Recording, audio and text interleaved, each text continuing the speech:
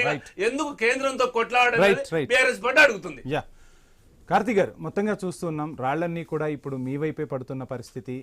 Kamareddy declaration ఇచ్చారు, కానీ కోర్టుల్లో మొత్తంగా వ్యతిరేకత ఎదురవుతుంది. కోర్టు తీర్పులన్నీ కూడా ఒక రకంగా చంపపెట్టు అని చెప్తున్న పరిస్థితులు కనిపిస్తున్నాయి. ఏం చేయబోతున్నారు? ఒక ప్రభుత్వమే ఈరోజు బంద్లో పాల్గొన్న పరిస్థితి. ఇక మహేష్ కుమార్ గౌడ్ కీలక వ్యాఖ్యలు చేశారు. ఇది ఒక ఉద్యమంగా కూడా ముందుకు పోతుందంటూ కూడా కమెంట్ చేసిన పరిస్థితి. ఏం చెప్తారు? డెఫినెట్గా దీన్ని ఉద్యమంగా ముందుకు తీసుకెళ్లడానికి కాంగ్రెస్ పార్టీ ఎప్పుడు కూడా వెనక్కిపోదు సార్. అయితే ఒక్క విషయం చెప్తా, ఎక్కడా కూడా కాంగ్రెస్ పార్టీ పైన లేదా ప్రభుత్వం పైన కోర్టులు ఎక్కడ కూడా తీర్పు చెప్పలేదు. కోర్టు ఏమన్నది? స్టే అన్నది. స్టే అంటే దాని అర్థమైంది. What is the definition of stay? Hold, ఆగండి.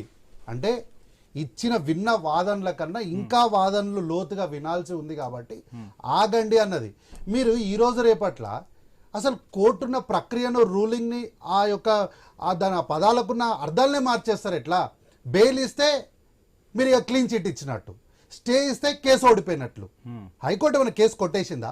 సుప్రీంకోర్టులో కేసు వేసినప్పుడు సుప్రీంకోర్టు ఏం రిమార్క్స్ ఏమి ఇచ్చింది? ఆల్రెడీ అక్కడ పెండింగ్ లో ఉంది కదా, అక్కడ పూర్తి వాదనలు అయిన తర్వాత రండి అని చెప్పింది తప్ప మీరు మళ్ళీ సుప్రీంకోర్టుకు రావద్దని ఏం చెప్పలేదు. అయితే గతంలో కాంగ్రెస్ పార్టీకి ఫేవర్గా వచ్చినప్పుడు మీరు ఫేవర్ ఉంది అని అన్నారు కదా అని అంటే, ఆ రోజు ఏమైంది? అసలు హైకోర్టులో వాదనలే వినిపించలేదు. అసలు హైకోర్టు ఏమంటుందో తెలియకుండా మీరు ఇక్కడికి ఎందుకు వచ్చిండ్రు అని చెప్పి అడిగింది. కాబట్టి ఏంటంటే ఈరోజు హైకోర్టులో ఇచ్చినటువంటి హైకోర్టులో తీర్పు పాజిటివ్ గా వస్తుందనే నమ్మకం ఉందా మీకు? 100% ఉంది సార్, 100% ఉంది సార్. ఎక్కడ కూడా రాజ్యాంగంలో 50% మించినటువంటి రిజర్వేషన్లు ఉండకూడదని రాజ్యాంగంలో లేదు. భారతదేశం అనేది కోర్టులు ఇచ్చే తీర్పుల పైన ముందుకెళ్ళదు. డాక్టర్ బిఆర్ అంబేద్కర్ గారు రాసినటువంటి రాజ్యాంగాన్ని ఆధారం చేసుకొని ముందుకెళ్తుంది. కానీ కోర్టు తీర్పులు అనేటివి శాశ్వతం కాదు. తీర్పులు ఎప్పుడు కూడా మారిపోతుంటాయి.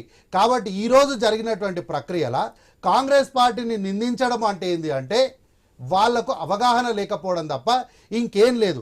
ఈరోజు ఏంది అంటే బీజేపీ పార్టీ యొక్క అంశం ఎట్లా ఉంటుందనేది ఓన్లీ ఉదాహరణకు మాత్రమే చెప్తా సార్. నేను 1997లో కాకినాడలో జరిగినటువంటి సమావేశంలో బీజేపీ ఒక ఓటు 2 రాష్ట్రాలను ఒక నినాదాన్ని తీసుకొని వచ్చింది.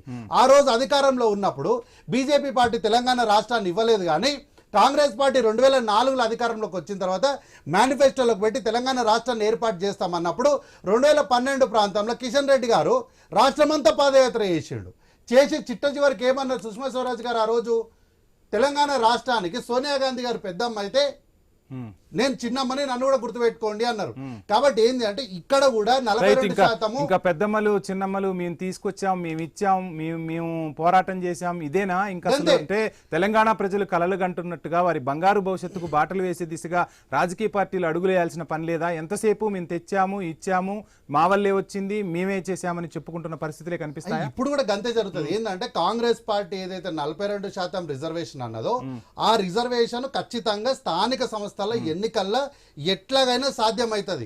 ఈ సాధ్యమైనప్పుడు కాంగ్రెస్ పార్టీ మొత్తం చేసిందని ప్రజలు అనుకుంటారు, అది విశ్వసిస్తారు. కాబట్టి అక్కడ నుంచి దృష్టి మళ్లించడానికి ఏం చేయాలంటే ఇగో మేము కూడా కష్టపడ్డాం, మేము కూడా చేసినాం, మేము కూడా ధర్నాలు చేసినాం, దీంట్లో కాంగ్రెస్ పార్టీకి ఒక్కటే లేదు అని చెప్పడానికి ఒక ప్రయత్నం. అయితే ఒక్క మాట సార్ అంటే మీరు ఇంతకుముందు దాన్ని ఆపేశారు కాబట్టి కాంగ్రెస్ పార్టీ 8 మంది ఎంపీలు ఏం చేయలేదన్నారు సార్. ఇదే వేదిక ఆగస్టులో 2025 ఆగస్టు నెలలో ఇక్కడే ప్యానెల్, ఆ రోజు శ్రీకాంత్ సార్ ఉండే ప్యానెల్లో, శేషు సార్ ఉండే. శేషు సారే అభినందించారు కాంగ్రెస్ పార్టీ తీసుకున్నటువంటి ఒక నిర్ణయం. అడ్జైన్మెంట్ మోషన్ ఇస్తుంది, ఇట్స్ అన్ వెరీ గుడ్, ఇది ముందు చేయాలి, బట్ లేట్ అయింది, లేట్ అయినా చేసినారు. ఇదే ప్యానెల్, ఇదే వేదిక పైన అభినందన జరిగింది. అయితే కాంగ్రెస్ పార్టీ అడ్జైన్మెంట్ మోషన్ ఇస్తే తిరస్కరించినటువంటి బీజేపీ పార్టీ ఈ రోజు వచ్చి ఏం ముఖం పెట్టుకొని ఈ రోజు ధర్నాలో పాల్గొన్నారు నాకు అర్థం కాలేదు. డిస్కస్ కంటిన్యూ చేసే ముందు షార్ట్ బ్రేక్ తీసుకుందాం. స్టేట్